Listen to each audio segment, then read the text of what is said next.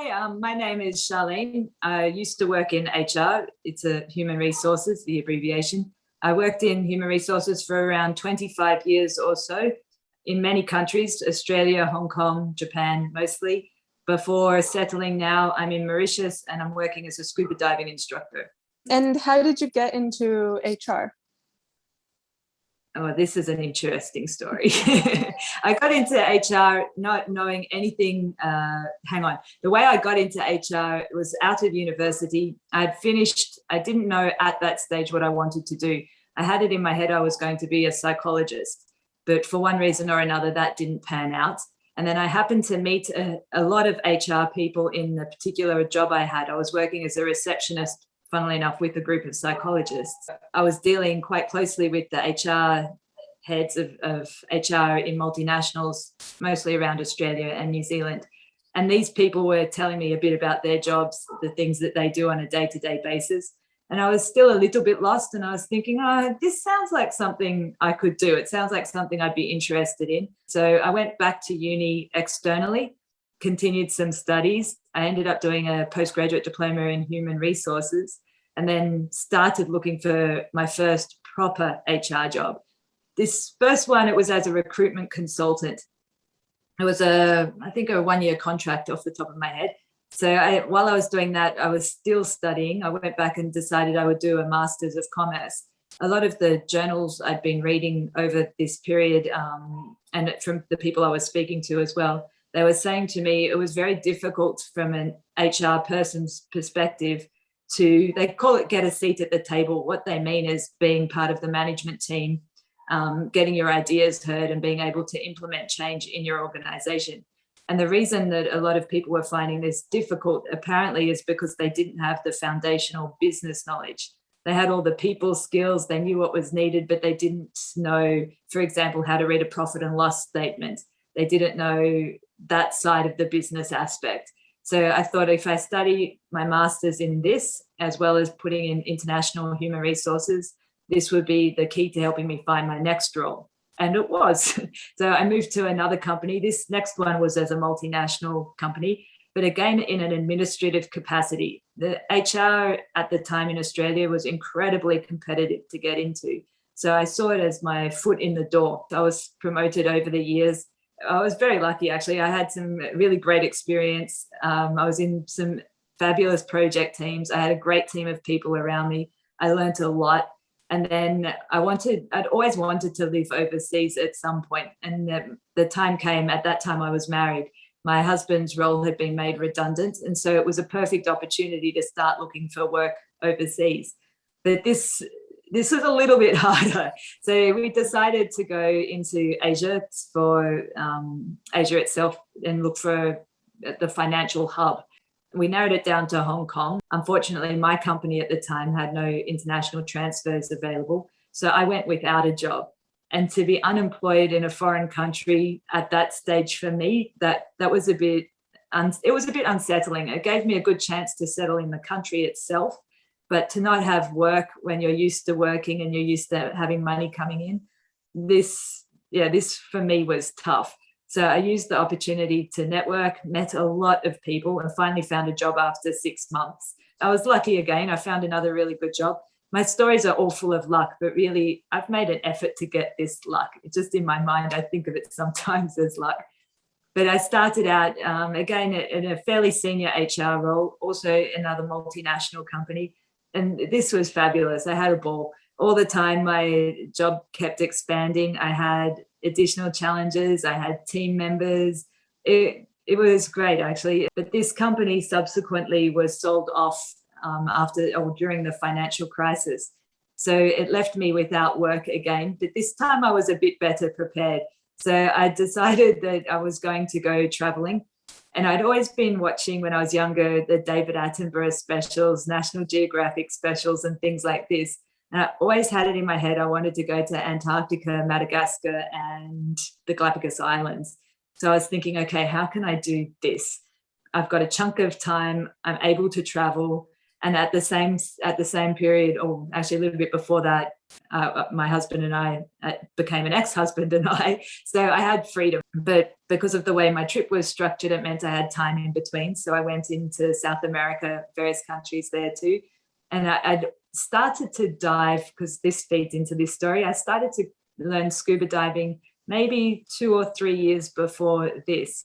I wasn't a very experienced diver, but I was going diving here and there where I could. Then after this trip, I came back to Hong Kong. So I was looking for work. I found another senior HR role. This one I was working really closely as part of the management team. I was involved in a really, really large scale project. And as a result of that project, I was offered a position to run human resources for my company in Japan. I went there for a bit shy of a year. Unfortunately, that role didn't work out as well as what either myself or the company had hoped, for a variety of reasons. I learned a lot, but it was really tiring, physically tiring, mentally tiring. It was a great challenge, but I was exhausted at the end of that. So I came back to Hong Kong, and a friend of mine had contacted me before I'd left Japan, she was working in Hong Kong at the time too. So she said she was going to South Africa for 2 months. And I just invited myself along, which was a little bit cheeky. But we're good friends and she was fine with it. So we decided we'll holiday together there. And she said to me, do you fancy doing a side trip? I said, oh, sure, as long as it's a place that I can go diving. She's not a diver. So for her to even offer, and she started to look into diving destinations, and then she found Mauritius. Okay, I'd never heard about Mauritius from a diving perspective before. I thought, okay, this sounds good. At the same time, I started planning the rest of my trip. I decided at that point I was going to take a year off, and I was going to travel the kind of, how would you put this, the Europe-Africa kind of time zone. Part of this also, I put in my trip to Madagascar. So then I've seen all of the places I wanted to see from David Attenborough's specials over the years. But the project I wanted to do in Madagascar, it was a volunteer diving project. It's a 6-week program that Blue Ventures puts on, and you learn how to identify fish, but then you're able to do fish surveys or benthic surveys, which is the things that grow on the ground, like the corals or the sea cucumbers, that kind of life. So I learned how to identify over 190 fish. So you can count these along your dive slates as you go diving. And it was fabulous. I had such a good time. But I then came back to Mauritius in between, and I met someone. So you kind of want to make sure that something's serious or not serious. And over that time, my, well, now husband, he bought a dive center. So we ended up, I ended up commuting quite a bit. So I went back to Hong Kong. And at that stage, I was still thinking about settling down in Hong Kong, looking for work there, and, you know, commuting to Mauritius every now and then to go diving and to catch up. But it didn't tend to work out that way. The more time I spent in Mauritius helping out with the dive center and furthering my diving qualifications here, I thought, oh, no, maybe this is something I could actually do. It wasn't a conscious decision, a conscious planned out, I'm going to go from HR into scuba instructing. It kind of evolved that way. The opportunity was there and I took it. So just from your story there, you've made a rather sort of significant transition from, I guess, the corporate world to your current career. And just going from that, so I've had, for example, a lot of people tell me that you should only expect to enjoy about like 10% of your job, or that it's a good job if you at least enjoy 10% of it. Would you say you agree with this? No, that's so tragic. I can't, on so many levels, that is so bad. On a personal level, when you think about how much time you spend at work, to only enjoy 10% of it, that's a good chunk of your day that you're miserable. I can't imagine wanting to live like that, you know, no. And then from the corporate side, because clearly I still think like an HR person, if you've got a whole workforce full of people that are only enjoying 10% of their work, the productivity would be really low, the morale would be really low. You know, even walking in the front door of that office space, if it's an office, would just feel terrible. It would just feel really bleak and dark. It's not a place you'd want to be, unless, you know, there's some. I'm kind of the opposite of that. So if I happen to be recruited into somewhere that's environment is like that, for me as an HR person, I see this as a great challenge to help turn around the workplace culture, because that's one of the things that I do as part of my HR world. I can see at points in somebody's career trajectory, maybe you're not enjoying your job so much, but there must always be something there that's keeping you there aside from financial. You know, like you have a fantastic team, you've got great work hours. There has to be something more than 10%. Why would you get out of bed in the morning? That's, yeah, I find that really sad. I'm happy you see it that way. So how do you think people searching for a job that they are passionate about should go about this? Yeah, this is a tough one. I think it's a little bit easier if you already know what it is you're passionate about. Like for me, I've always been passionate about people and talking with people. And here I am, you know, talking with you now, and I can talk the leg off a chair, but it's the reverse of this too. I also like to listen to people and understand what they're thinking, where their thoughts are coming from. And to have this for me, plus my love of the environment, the sea life, and what goes on underneath the water to make life better for everyone ultimately. You know, if you know these sorts of things about yourself, you can start to target the kinds of jobs that are going to actually hit what your passionate things are.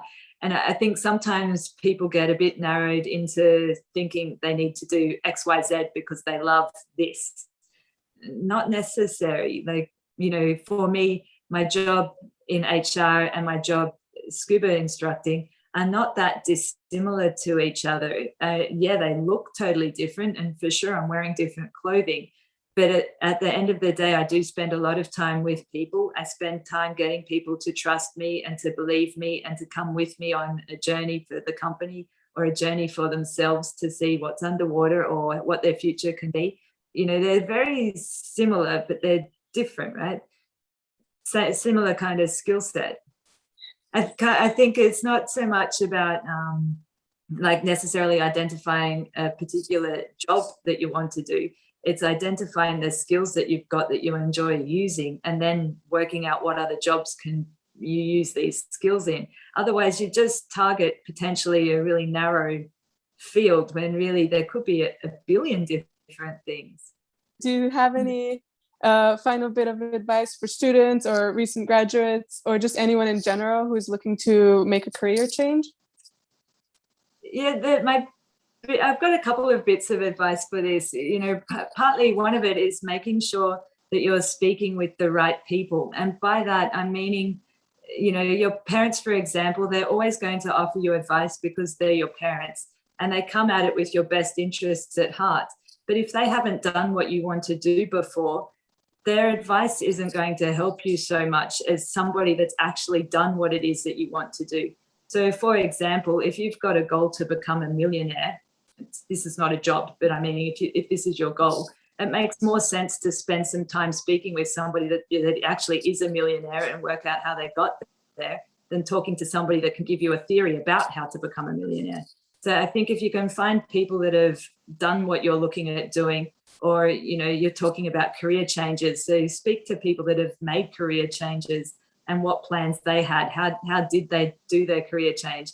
You know, in my case, for example, my career change, I was fortunate. I had saved a good chunk of cash before I made a shift like this.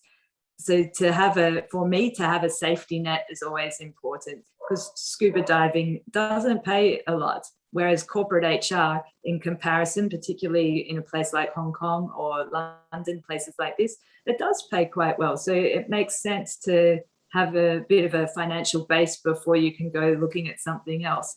If you're somebody that values that. If this isn't a concern for you, then maybe you're a bit younger, you've got longer to earn more money, then that's not such a worry. You know, you can make a lot of shifts along the way. It's okay. I think the landscape for job hunting and the corporate landscape in general has changed a lot in the past 10, 15 years in particular. You know, I think employers can't rely on people staying in the same job for as long as what they used to. And you see it. I used to see it on the CVs of people applying for work. People job hop a little bit more frequently now. This is normal. Well, thank you for that advice and for joining us today. Pleasure.